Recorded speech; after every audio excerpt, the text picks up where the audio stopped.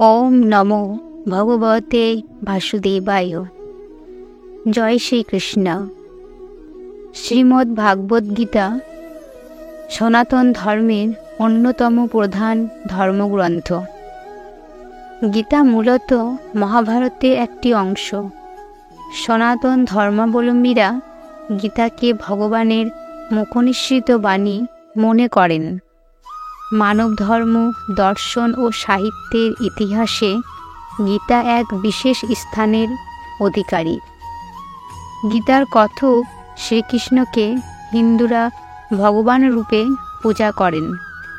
স্বয়ং গীতায় শ্রীকৃষ্ণকে শ্রী ভগবান হিসেবে বর্ণনা করা হয়েছে। শ্রী শ্রী গীতা মাহাত্ম্য অংশে দেখা যায় ভগবান শ্রীকৃষ্ণ সর্বপাপ নাশকারী গীতার নামাবলী প্রকাশ করেছেন। ভগবান শ্রীকৃষ্ণ গীতায় অর্জুনকে বলেছিলেন, যে ব্যক্তি গীতার এই 18টি নাম শ্রবণ বা পাঠ করবে তার সমস্ত পাপ দূরীভূত হবে। তাই আসুন আমরা আগে গীতার যে 18টি মাহাত্ম্যপূর্ণ নাম রয়েছে সেগুলো শ্রবণ করি, তারপর এই 18টি নামের অর্থ ব্যাখ্যাসহ আলোচনা করব। গঙ্গা গীতা চ সাবিত্রী সীতা সত্তা পথিব্রতা ব্রহ্মাবলী ব্রহ্মবিদ্যা ত্রিসন্ধ্যা মুক্তিগেহিনী অর্ধমাত্রা চিদানন্দা ভবগ্নি ভ্রান্তি নাশিনী বেদত্রয়ী পরানন্দা তথ্যার্থ জ্ঞান মঞ্জুরি। গীতার এই 18টি মাহাত্ম্যপূর্ণ নাম ভগবান শ্রীকৃষ্ণ অর্জুনের মাধ্যমে আমাদেরকে শ্রবণ করান।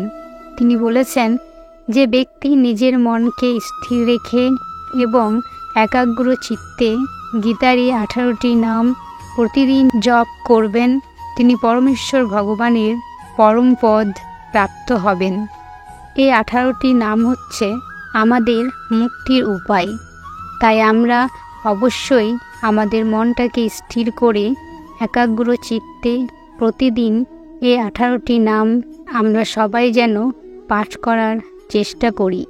তাই আসুন আমরা জেনে নিই গীতার এই 18টি নামের অর্থ কি বোঝায়। গঙ্গা।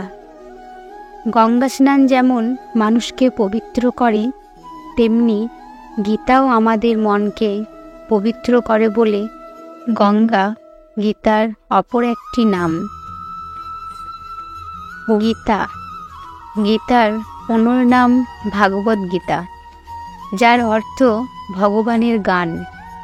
ভাগবত গীতার সংক্ষিপ্ত বা ডাকনাম হিসেবে গীতা শব্দটি ব্যবহৃত। সাবিত্রী। সনাতনী নারীদের জন্য পরম আদর্শ হলেন সাবিত্রী, যিনি চরম সতীত্বের প্রতীক। যিনি তার সতীত্বের জোরে মৃত স্বামীর প্রাণ ফিরিয়ে এনেছিলেন। সেই নারীকে সম্মানিত করে সেই নারীর আদর্শে সকল নারীকে উদ্বুদ্ধ করার জন্যই শ্রীকৃষ্ণ গীতার একটি নাম রেখেছেন সাবিত্রী। সীতা। দেবী সীতাও সাবিত্রীর মতো হিন্দু নারীদের জন্য আদর্শ, যিনি রাবণের বহু প্রলোভনেও তার সতীত্ব ত্যাগ করেননি। সেই নারীকে সম্মানিত করে হিন্দু নারীদের হৃদয়ে তার আদর্শকে জাগরুক রাখতেই শ্রীকৃষ্ণ গীতার একটি নাম দিয়েছেন সীতা। সত্তা। পরম সত্য পরমেশ্বরের কথা এতে বলা হয়েছে বলেই স্ত্রীলিঙ্গে গীতার অপর একটি নাম সত্তা। পতিব্রতা।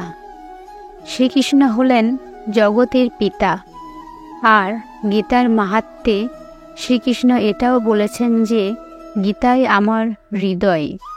ঠিক যেমন একজন প্রেমিক পুরুষ তার প্রেয়সীকে বলে যে তুমি আমার মন, প্রাণ, হৃদয় সব, গীতা মাহাত্ম্যে শ্রীকৃষ্ণ এটাও বলেছেন যে গীতাই আমার পরম আশ্রয় বা গীতাই আমার পরম গৃহ। যেমন একজন পুরুষ তার প্রিয় নারীর মধ্যে খুঁজে পায় তার পরম আশ্রয়। এই সূত্রে একজন পতিব্রতা নারীর ভূমিকা তার স্বামীর জন্য যেমন, ঠিক গীতার ভূমিকাও শ্রীকৃষ্ণের জন্য তেমন। যে কারণে শ্রীকৃষ্ণ নিজেই স্বীকার করেছেন যে গীতা আমার পরম গুরু। এই প্রেক্ষাপটেই গীতার একটি নাম পতিব্রতা। ব্রহ্মাবলী, এর মধ্যে দুটো শব্দ আছে, ব্রহ্মা ও বলি।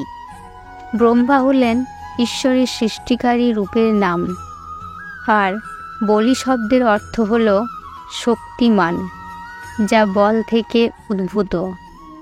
তাই ব্রহ্মাবলী শব্দের অর্থ ব্রহ্মার শক্তি, যা সৃষ্টির শক্তিকে বোঝায়।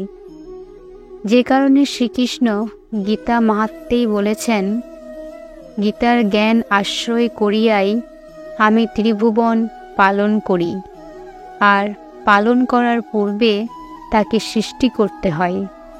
এই সৃষ্টির শক্তি বা জ্ঞান গীতাতে রয়েছে বলেই গীতার একটি নাম ব্রহ্মাবলী। ব্রহ্মবিদ্যা, গীতার জ্ঞান মানুষকে ঈশ্বর বা ব্রহ্মকে জানতে ও বুঝতে সাহায্য করে, তাই এর একটি নাম ব্রহ্মবিদ্যা। ত্রিসন্ধ্যা, ত্রিসন্ধ্যা অর্থ 3 বেলা। সূর্যোদয়ের পূর্ব মুহূর্ত, দুপুরে স্নানের পর এবং সূর্যাস্তের পর। একজন মানুষকে তার জাগতিক কল্যাণ ও পরকালের মঙ্গলের জন্য প্রতিদিন এই 3 সময় বা 3 বার ঈশ্বরকে গীতার মাধ্যমে স্মরণ করতে হবে। এই বিষয়টিকে গুরুত্ব দিতেই গীতার একটি নাম ত্রিসন্ধ্যা। মুক্তি গেহিনী, এখানে 2টি শব্দ আছে, মুক্তি আর গেহিনী।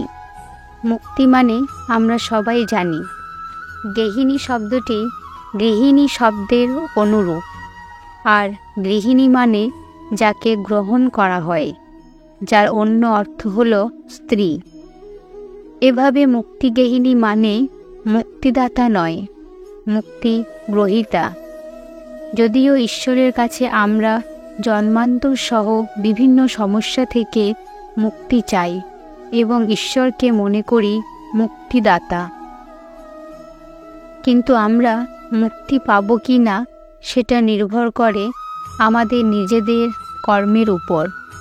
অর্থাৎ মুক্তিকে আমাদেরকে গ্রহণ করতে হয়, তাহলেই ঈশ্বর আমাদেরকে মুক্তি দেন।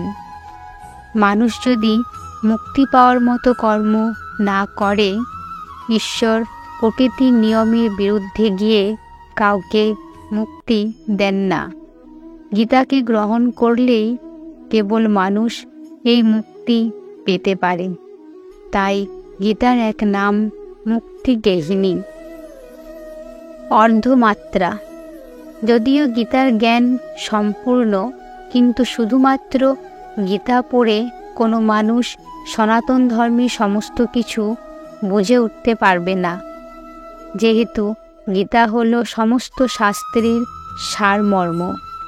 কোনো কিছু সারমর্ম পড়ে যেমন মানুষ সেই বিষয় সম্পর্কে একটা সম্যক ধারণা লাভ করতে পারে, বিস্তারিত ধারণা নয়, তেমনি গীতা পড়েও মানুষ সনাতন ধর্মের সব কিছুকে বুঝে উঠতে পারবে না, মোটামুটি অর্ধেক ধারণা লাভ করতে পারবে।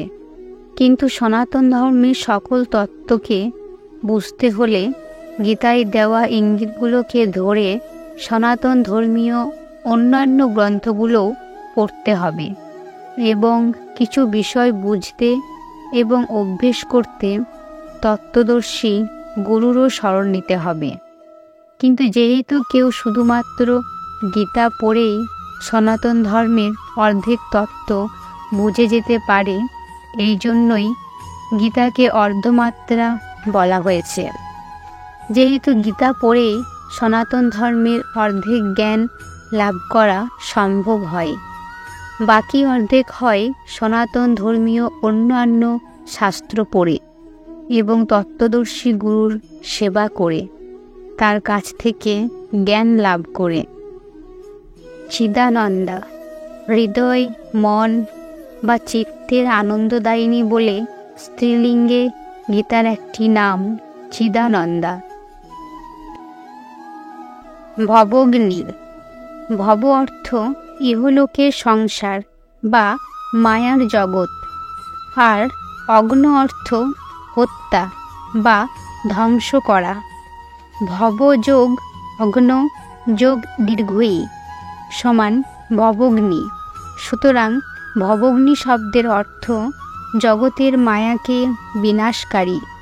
যে মায়া নিজের মন থেকে বিনাশ না হলে জন্মান্তর থেকে মুক্তি পাওয়া যায় না বা মোক্ষ লাভ করা যায় না। গীতা যেহেতু মোক্ষ প্রদানকারী গ্রন্থ, সেহেতু গীতার এক নাম ভবগ্নি।